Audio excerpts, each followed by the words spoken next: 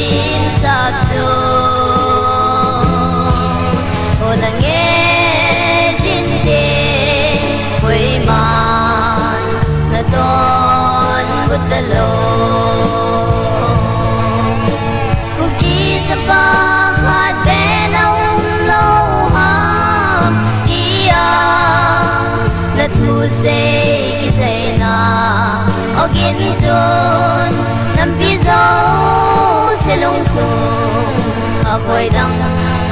suhil tay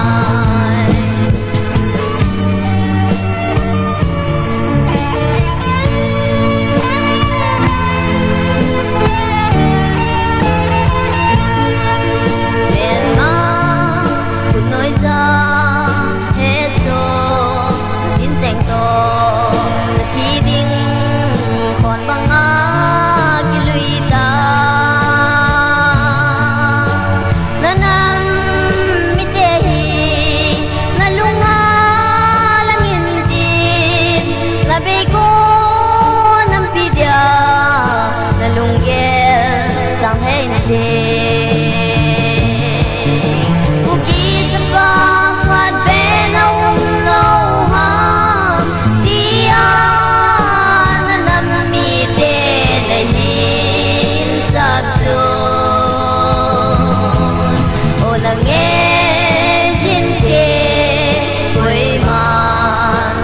Don butalo Bukit sa pagkat benong loham Iyang natusay kitay na O ginsun ng piso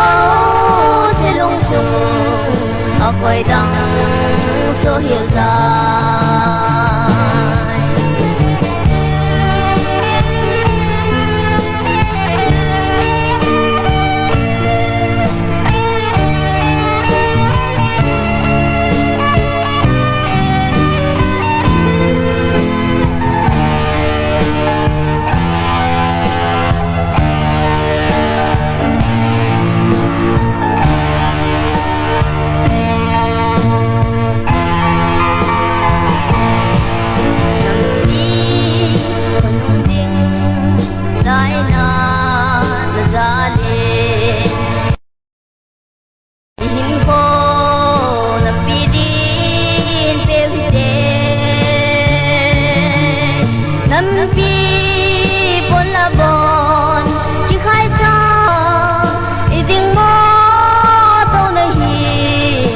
khang dong igelin yun